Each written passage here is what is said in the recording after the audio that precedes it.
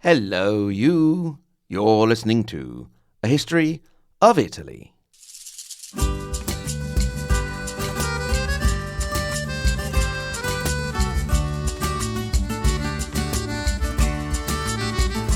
Special interview episode with Nicolò Majnoni on his podcast God's Banker, the Roberto Calvi affair. E così ritorno su, lascio i colli nelle valli, tra due salici piangenti, io ritrovo la speranza di un amore che ormai fu. Once there were three brothers, and all three were drafted into the army. At least one definitely was a desert rat, 8th Army. That would have meant the campaign in Africa, including El Alamein, the landing in Sicily, the fight up the Italian peninsula, Monte Cassino, and all the way up to the north. The three brothers were named Victor, Les, and William. If we want to give them a surname, we could say their surname was Smith, basically because it was Smith. The eldest brother, Victor, ended up in the northeastern city of Trieste. There, he met and had a romantic interlude with an Italian woman called Wilma. But when it was time to go home, Victor preferred home over Wilma and left her in Trieste. Not long after that, the second brother, Les, also arrived in Trieste and met Wilma. I'm assuming that Victor had left some sort of contact information, otherwise the coincidence would have been amazing.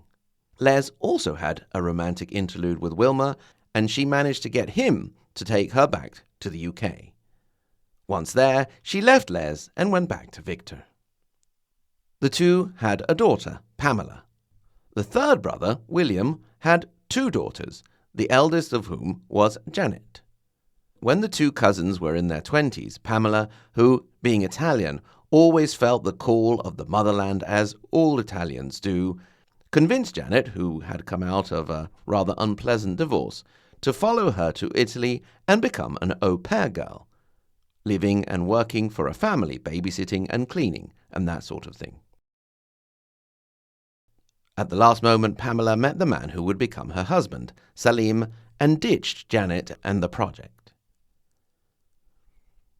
As a short digression here, Pamela's life would end up being rather sad. She would manage for a time to get some consolation going to live with her daughter in France. But then, as one of the many victims of Brexit, she was forced to go back and live alone in a council house in the UK. Thank you, Farage, and thank you, Cameron. But back to the 70s. Janet at this point was faced with a choice. Either stay at home or go ahead alone. She chose the latter.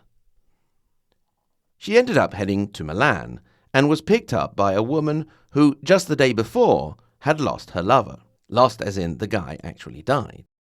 Now, unfortunately for her, said lover had actually put her up in a flat and was supporting her. Obviously, with the man out of the picture, she could not expect the cuckolded wife to continue to support her. The drama and the pressure was a bit too much for Janet, so she decided to switch families and ended up in a well-to-do family of an important banker. She was actually working for the daughter of said banker, looking after the grandchildren and the house a little bit. She was treated very well, and the gentleman in question was kind and, well, there were a few strange happenings here and there. Whenever somebody would come along for a meeting or something, they would make double sure that Janet was not within earshot and close doors. One day, when she was sitting in her room with the door slightly ajar, somebody walked by and shut it decisively, the message being, "Stay in your room." Then, one day, Janet came back to find the house completely deserted, with only the family dog remaining. Not knowing quite what was going on, after a while, the military police, the Carabinieri, who have jurisdiction over civil affairs in Italy, showed up and started asking questions. Dov'è la signora? Where is the lady of the house? Janet had no idea. She later discovered that they had escaped and eventually would make their way to America. The grandfather, the paterfamilias if you will, had been arrested. The person in question was none other than Michele Sindona, also known as God's Banker, as he had done business with the Vatican. But not only. also secret Masonic societies such as the P2 organization, foreign countries, and perhaps even more sinister organizations such as the Italian Mafia. But don't worry about Janet. By this time, she had made a network of friends, and in particular there was a romantic interest with a rather eccentric young man with an eccentric name, Ariello Corradi. The two eventually fell in love, got married, and had a child, Michele, known to everyone as Michael, later in life Mike, who almost 50 years later would tell the story on a podcast. I've always been fascinated by the story of my mother being the au pair girl for the Sindona family. But for me, the story stopped there. God's banker went to prison and some years later was supposedly served a poison-laced coffee, and that was the end of him. But Michele Sindona had left a space for someone to come along and fill, for a new God's banker to inherit his role. And that man was Roberto Calvi. Aside from a few rather weak attempts at telling the story in Italian films, I had never paid much attention to the Roberto Calvi story, which started up in Milan and ended up in London at Blackfriars Bridge. I had not paid attention until very recently I heard a fantastic podcast, God's Banker, by Italo-American, or American-Italian, Nicolò Majnoni. I binged the whole thing within 24 hours and was blown away, not only by the quality of the podcast itself, but also the work of investigative journalism. And so it is with great pleasure that I had a chat with Nick about his podcast, God's Banker. I hope you enjoyed the interview as much as I enjoyed the whole experience of listening to the podcast and talking to Nick about God's Banker, the Roberto Calvi affair. So, Nick, thank you so much for coming on the show. And first of all, my compliments for the project, for the podcast. Really, really good job, not only for the quality of the production, but also the investigative aspect. And you can tell us maybe something about that, because it must have been quite difficult at times, if not even scary. So compliments for the work and for your bravery in doing that and bringing us that message, Nick. Thank you for coming. I appreciate it, Mike. It's great to be on the show. I love that you give Italy the space that it deserves, because its history is definitely one that is fascinating and can certainly fill hundreds and hundreds of episodes. So I'm humbled to be here as a little parentheses in the great Italian story. But like we were saying, I really like the idea that we can skip forward, because my listeners, unfortunately, are going to have to wait maybe at least another 5 years, but I think it'd be more close to 10 before they can hear about what we're going to talk about today. So I'm really happy that we get the chance. So I had the opportunity to listen to the podcast in anteprima, we'd say in Italian, as a preview, which was a great honor. And so I immediately felt kind of an affinity with your story, because you, Nicolò, so you're perfectly fluent in English, so you sound American, but also from what we can hear during the podcast, your Italian is also perfectly fluent. And it's actually like, two different people. You have a Nicolò and Nick. I don't know if one of them is Jekyll or Hyde, or they're both Hyde or both Jekyll. But anyway, so please, Nick, tell us something about your background, and if there is anywhere in the world that you really feel completely at home, which is one of the issues that sort of third culture kids tend to have. Yeah, boy, that's a great intuition. I forget, because Mike, we actually have done this podcast. It's a kind of ambitious, both fully in English, and then there will be a fully Italian companion piece. And I forget if in the English one, my Italian Jekyll and Hyde-ness comes out. It does a bit, yeah. But it does, right? So. My bio, I'll make it extraordinarily brief, is I was born in Rome and I lived there till I was 10. And so I experienced Italy of the anni 90. And then we moved to the US when I was 9.5 or 10, and I ended up staying there at the end of elementary, middle, high school. And then me too. You did the same. Yeah, when I was 9 until middle school. Kindred spirits. And then I did something that your listeners might appreciate. And I so desperately yearned to get closer to my Italian roots. Because at that point I was an American kid from 10 to 18. And so I came back to Italy to go to university. And I couldn't find anybody else who had come from outside of the world to come back to Italy for college. But so if anybody's out there who's done that, please contact me. I'd love to be friends. And then after that, I became a lawyer, practiced law, lived in London for a little bit, and then for the past 10 years, I've been back in the United States. So born in Italy, grew up in the United States, and then lived in London for 3 years when I first started to practice law. But no, to answer your question... Where would you call home? Yeah, exactly. Where I would call home? I think probably the United States feels like my home, but there's a real inescapable, and I bet your listeners will relate to this, some deep part of me that is so completely Italian that, it's like the atom. It's, if you split it, it's tiny, but it's so powerful that actually is my true self. Calling you to the motherland. Yeah, exactly. Anyway, yeah. So the podcast, and it's almost...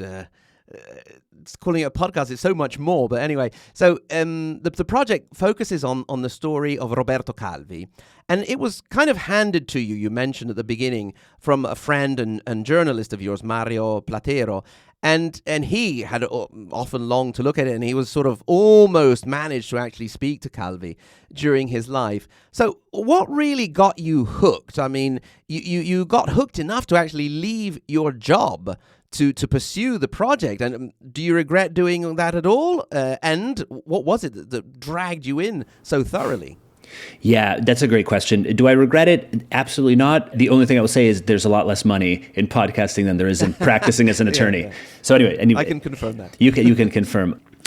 It's, it was 40 years ago, and this guy, my friend Mario, was a young journalist in New York. He was like us. He was an Italian, but he was abroad.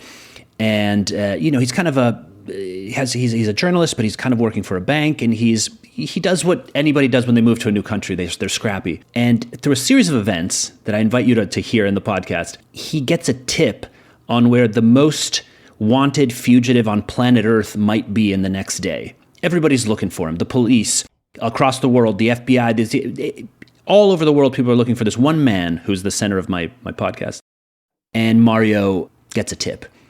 And through the course of a couple of days, he gets very, very, very, very close to Calvi. And then before he can talk to him, Calvi mysteriously dies under mysterious circumstances. And so Mario for 40 years has been stewing on this. He's written about a million other things, done a million other things. But we met a couple of years ago, and I vaguely knew the notion of Calvi. But then he told me, the story of God's banker. I remember that name, God's banker. And I said, no. Banchiere di Dio. Il banchiere di Dio. I said, no, tell me more. And he says, well, of course, I almost talked to him. I had to talk to him right before he died. And I said, tell me more. And over the course of 2-3 years, he's told me more. And the result was kind of this show. Okay, fantastic. And so, obviously, without spoiling the story, I mean, it's all written and there's nothing new, let's say. But sure. If you haven't heard the story, it's an amazing story. So without spoiling it for those who want to listen to it, can I ask you, I know it's a difficult task, but sort of give us a general outline of the Calvi story. Yeah. It's funny because when you're treating history as a movie, and you kind of don't want to spoil things, but of course the things are on the record; they've happened before, so you have to play this fun kind of contortionist act. The story of Calvi is the story of Italy and the world during the Cold War. America and the Soviet Union fighting for their survival, desperately in every way possible, and an unexplored corner of this battle is Italy. You think, who cares? Italy? I don't know. But Italy was very, very important because it was at the border with the Soviet Union, with Yugoslavia. It was touching the Soviet Union in a way that France wasn't, for example, Spain wasn't. And at the center of all this is a man, Roberto Calvi, who's a banker in Milan.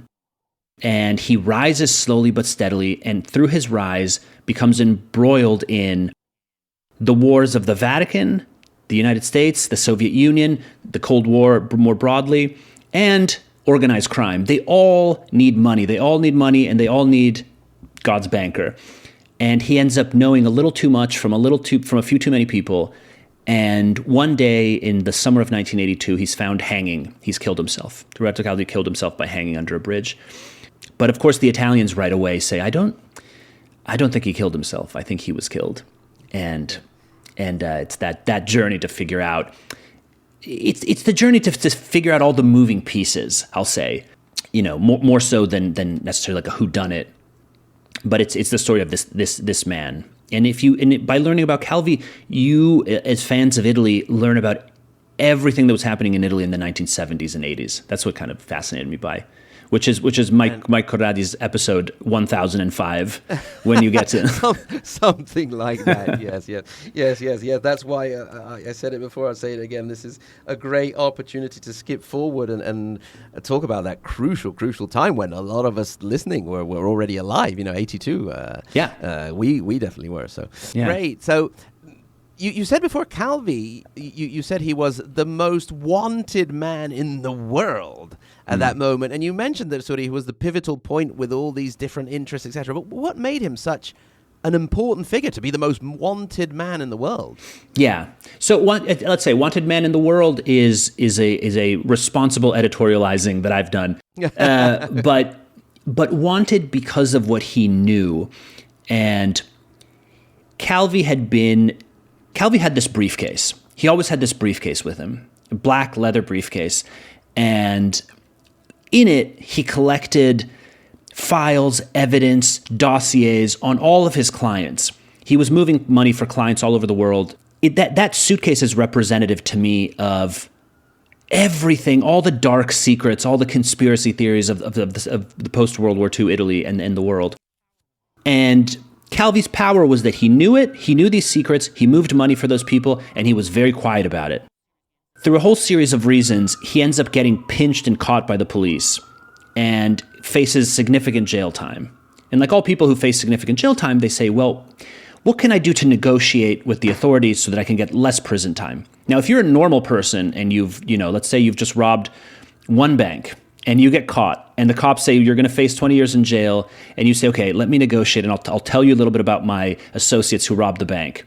Okay, your associates who robbed the bank are going to be very angry at you if you talk. Now multiply that times 1,000, and imagine you've robbed 1,000 banks, and you've robbed 1,000 bank with 1,000 people, and now you risk jail time, and you're sitting there, and the Italian authorities say, all right, Roberto, talk to us, and we'll get you a deal.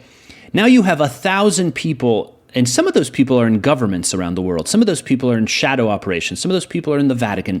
Again, not to be conspiratorial, but his financial reach was everywhere. So what he does is, long story short, is without spoiling, he skips town. Roberto Calvi leaves Italy and is gone. So when I say he's the most wanted man, he's wanted. People who want to know where he is are all over the world. It's the U.S., it's the Vatican, it's the Mafia, it's the Soviet Union is kind of interested because they think he's been sending money covertly behind their backs. And then he's gone. In June of 1982, when Italy is starting the World Cup round that will go badly at the beginning but go quite well at the end, no spoilers, that's when Roberto Calvi, and I kind of hear that story with the background of the Italian, like Bruno Pizzul or whoever was at the time, like commenting the soccer games, the football games. So anyway, that's why Calvi was wanted so ferociously. It's interesting that you mentioned the suitcase. There's always a suitcase, isn't there? It kind of reminds me of the story of Borsellino, Paolo Borsellino, the anti-mafia magistrate who was killed by the mafia, and the famous valigetta rossa, the red bag that he had that disappeared and nobody knew what was in it and nobody knew where it went. And which kind of, you mentioned as well, Nick, not to be conspiratorial, but that's the thing. There are so many real, let's say, conspiracies, like who was behind the Calvi killing, who was behind the Sindona killing, what happened in the 90s when the mafia were blowing up magistrates, and then why did they suddenly magically manage to kill the top mafia boss, and so on and so forth. You don't need Jewish space lasers or lizard people or baby drinking cabals. There's real stuff without being... And you mentioned this in the podcast, which is a fantastic Italian term, dietrologia, dietro, behind, and you say, what's behind it? And sometimes there is something behind it. Often there is something behind it. And indeed, you mentioned that Italy during the Cold War was like a frontier land, because you said we were touching Yugoslavia. And indeed, Italy had one of the strongest communist parties in the West, basically. And obviously we need to spend a lot of time talking about that, because obviously the Italian Communist Party was a totally different creature from other let's say, communist organizations. But anyway, it was Of a real course. frontier land. Can you, and that's something I really wanted also the History of Italy listeners to perceive. Can you tell us something about that period and the tensions and the violence? Yeah, that's a good question, because I think just to answer your first question, I always want to be careful of not diving too deep into what is pure fantasy and conspiracy. But what I ended up doing with this podcast is coming in really, really self-righteous and saying this is all made up. There's an easy explanation. Enough with this nonsense. And then kind of throughout the course of the series, and it's true. It's not, I'm not kind of mimicking it for the audience. I become fully aware that the fact and the truth is much, much stranger and darker than any kind of Reddit conspiracy. That's quite perceived as well, because from the beginning where you sort of laugh at the idea that the mafia is involved and the Pope is involved, and he's like, who else now? Like the aliens maybe. Yeah. But when you start to scratch under the surface. Yes, UAPs as well. But no, you're right. I learned by talking to some of the smartest people who have studied this era that Italy was a hotbed and a war zone, as you said, or kind of a frontier land for a few different interesting reasons. One is that, as you said, it had the strongest Western world communist party, full stop. Now, your listeners know a lot about Italy, and they know that when you say communism today, it evokes Mao and Stalin. The Communist Party of Italy is sort of this is my opinion I'm speaking for, is sort of a very extreme, like, democratic party in the United States. If you had a super left, it's like a Bernie or I don't know quite to describe it, but Italians know that when somebody says, oh, my dad was in the Communist Party, it basically you're saying like my dad was left wing. My dad was kind of progressive. So, but I don't think a lot of the world studying Italy at the time had this level of nuance. I think they just saw 30+% Communist Party wins the election. We need to do something. We need to do something, right? And people will deny, people in the State Department, and will say that often, we knew that Italy wasn't a real problem. But a strong Communist Party in Italy was a big headache, because what happens if the communists and the Christian they beat the Christian Democrats, which had never happened, and they run Italy. For even just the optics, forget if it's a soft Communist Party. Italy is ruled in 1978 by the Italian Communist Party. That is a PR nightmare. It's a disaster. Also because the disaster may have been that they could have ruled and not started a totalitarian dictatorship, but maybe ruled for 5 years and then had another election. And people would have seen that there was a brand of communism that wasn't going to destroy society. Sure, that's another astute insight. It's also, what if things had gone perfectly fine? Exactly. I could assume that was also not great for some of the observers. Italy was also physically touched the countries that were part of the Soviet bloc. Italy had the Vatican, which was at that point in time was a staunch Reagan ally. So the White House had this tiny little state in the heart of Italy on its side, with 1 billion plus, maybe it was less, it was 1 billion at the time, maybe a little less, believers all over the world. All of this in our tiny, beloved Italy, a country that was experiencing the miracolo economico at the time in the late 50s, early 60s. But other than that, this is a country ravaged by war, 1 million disagreements. Your listeners know that Italy was never even really a country till the mid-late 1800s. And some might argue people don't even really feel like it's a country today. They feel much more Venetian, or they feel much more Sicilian than they feel Italian. Sadly, I think. Yeah, it's starting to change a bit, but not to the point that you can say, identify wholly as Italians before being Florentines or Sicilians. But so, Mike, the heart of this story is this. It's almost like a ticking time bomb that has reached its most kind of intense right before exploding. This podcast takes a photograph of that moment, and it's before the Berlin Wall fell, when everybody was still at the highest alert. And in the middle of all this is Calvi, who is basically the ATM of half of the people I mentioned. Great. If that makes sense, absolutely. So I really enjoy, and I think I've spoken to my listeners about this before. I'm really a sucker for a coincidence, and in Italy we say there is no real coincidence, etc., etc. And by the way, when I started exchanging communication with your staff, I was in Piazza della Loggia in Brescia, which is another one of those important sites in Italy. And so I'm recently starting to find the time to read for pleasure again, rather than just for the podcast. And I read this great book, which is Tomorrow and Tomorrow and Tomorrow.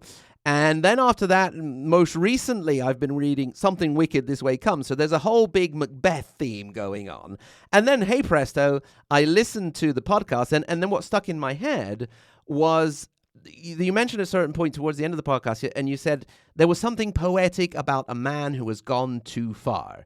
Sort of, then to paraphrase, making one bad decision after another. And so, I immediately thought of the quote, I have nothing to prick the sides of my intent but vaulting ambition. So, Macbeth wading into the blood and finding it more difficult now to go back than to continue going forward. Were you kind of in that mind frame? Did you see Calvi as a kind of modern day Macbeth in a certain sense?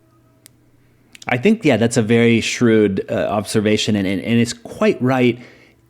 Calvi is hard. There is a tragic kind of snowball propulsion that seems like it can't stop.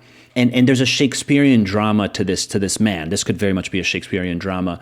I want to say that it's hard with these people because I don't want to necessarily say, Calvi was all good or Calvi was all bad.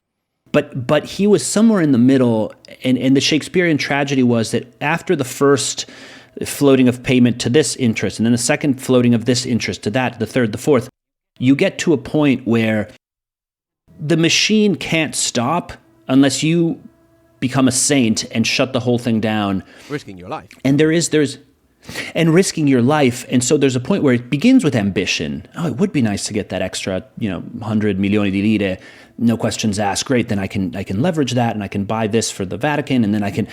But at a certain point, ambition ends, and it's so much sort of like when you hear people speak about addiction. It's the substance is interesting and works at first, and then by the end, you just have to keep going to barely survive. And so I think of Calvi as kind of a cycle of addictive patterns that you hear people talk about. And it is tragic. The end is tragic because I think he could almost, he like Macbeth, he spoke of death all the time and tragic, bloody end. Calvi saw his death. I went through a million interviews with his wife. She says all he talked about was death by the end. He knew he was a walking cadaver. And so, though I don't necessarily want to be on the record as saying, Calvi's such a good guy, but I truly found the human side of him to be very, very tragic, very, very dark. As if somebody could tell you, your death is somewhere over there in like 2 or 3 months. It's almost like a horrible diagnosis. Yeah. But yes, thank you for elevating the tone of my podcast and bringing Shakespeare into it. I'm gonna say yes, absolutely, Mike. I had Shakespeare on my mind. That's directly inspired by the bard. Yeah. No, but seriously, I just blew through this. I had earpods in my ears for 24 hours straight almost. I had to get to the end. Knowing exactly how everything went. Of course. I've mentioned before, my mum and dad were meeting in that period, and my mother was the babysitter of one of the important characters of the story, Michele Sindona. But anyway, so the last episode, you closed off the podcast and you talked to Mario, who was sort of the alpha and omega of the thing, because he appears also in the first and he appears in the last one. And so you were talking about the ideas for the next project. So the first question, if you can, obviously tell us, have you come up with one? If you can share it. And if you're accepting requests, I personally would love to hear about various things. So first of all, since you're diving into the Vatican, I would love to hear something in English language version of the Emanuele Orlandi case, a young girl who disappeared in the Vatican quite a long time ago now, early 80s. Then, of course, there's the whole trattativa Stato-Mafia. So how much did the state know in the 90s about the mafia killings of prominent judges, the relationship between the Sicilian mafia and the Italian state? Why was it so easy in the end to catch Totò Riina, and why did nobody go and investigate his fortress, let's say, or his hiding place? And perhaps more importantly for me, and for my family, we come from an area in which the resistance was very strong. We have family members who actually participated in the resistance against Nazis. and fascist. So another one of the requests is a really good series about the Italian resistance and some of the amazing stories that were there. So again, just to summarize, sorry, I threw a lot at you there. So what are you working these are on? great. Can you tell us? And do any of these things sort of tickle your fancy? Well, first of all, they're great ideas. They all tickle my fancy, and especially the Italian resistance. You're right. It's kind of criminally undertold. And my grandparents too, on my mother's side, lived in Tuscany when it was kind of invaded by Nazis. Yeah, so my grandmother, exactly. So my grandmother, who was a young girl but remembers vividly living in the countryside of near 20 minutes from Siena, and her home was overrun by it was a Nazi camp, encampment and headquarters. And you have, from that generation, people born in the 20s who may have been teenagers and 20-year-olds during the war. There's incredible stories of there. So let's keep talking about that, because I think let's stay in touch for that. Because the trouble is, of course, as you know, as people are very old. Most have gone, unfortunately. But that would be wonderful. Yeah, and Emanuele Orlandi, of course, is a story with it's like Calvi, maybe even more complicated than Calvi. And the Stato Mafia negotiations. I think you're right. All of these stories deserve to be told for the wider English audience. I will steal all these ideas from you, Mike. So I'm handing them to you freely, because you're handing them freely. I wouldn't be able to Okay. do them as well. So absolutely. I'm looking forward to listening to them. So.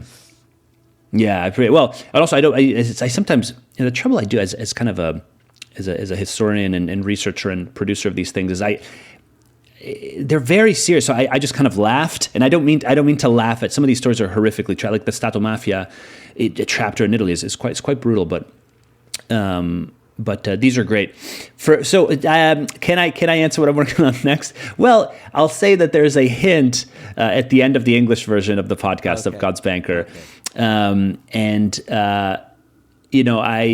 can't really maybe fully go into it, but I will say that it's a story that kind of picks up in the style of season one. There may be kind of like a further season, and you'll see a similar thought process happen in a completely different part of the world, and it's very dear to my heart. So I hope to be able to come. I'll hope to come back on, Mike, and have a chat about that. Anytime. Absolutely. You're very kind. Well, speaking of which, 17th of March. The Shadow Kingdom, God's Banker. Yes. Tell us about the launch. Tell us where we can get a hold of the podcast. Give us all your plugs. Yes.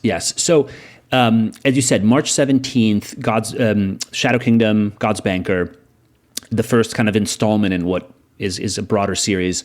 You can listen to it. Type in God's Banker, and you can listen to it, as they say, wherever you get your podcast. So if you are an Apple podcast fan, a Spotify diehard, a million other apps, just type in God's Banker. And the original God's Banker was Sindona, who Mike's mother babysat their children, so easy to remember. An interesting thing for your listeners, Mike, actually, is that it airs all over the world, March 17th, God's Banker, in English. But if your listeners want to practice their Italian and want to say, hey, I've listened to this, I quite like it, I wonder what the Nicolò Italian side of the brain, how he would approach this same exact story, then all you have to do, and I wouldn't say this on other English-speaking podcasts, but I'm going to say it to you because you have listeners that speak two languages maybe. Type in Il Banchiere di Dio, and you'll find the same podcast fully in Italian. So I'm speaking fully in Italian. The interviewees, the guests, everything. Maybe it's a really beautiful. With your name, because you may come up with the really, really, really bad film they made called Il Banchiere di Dio. So make sure you look for Nick Majnoni along with that. Otherwise, you get a pretty awful film version of the story. Well, I'll say this. Okay, so if you're in the English-speaking world, just type in God's Banker, and the company is Crooked Media. Crooked Media is the producer. And if you happen to want to play with the Italian version, Il Banchiere di Dio and our really helpful team that helped us produce it in Italy are called Voice, VOIS, Voice, and they're based in Milan. And you'll see that it's just this wonderful adventure. It's the same podcast, but for those who want to sharpen and brush up their Italian. Nicolò, Nick, thank you so very much. You're welcome back anytime for any project you come up with. We really enjoyed this one, and I know that the listeners of A History of Italy will as well. Thank you so much. So thanks so much, Mike. It was a real pleasure being here. Well, I really hope you enjoyed that interview. And of course, go and listen to God's Banker by Nicolò Majnoni. If you want to get in touch with us, you can do so. hello@ahistoryofitaly.com, where you can also click through to our support page and become a Patreon supporter for extra content. We're also on Instagram, Facebook, and Twitter. Once again, thank you very much for listening. And until next time, arrivederci.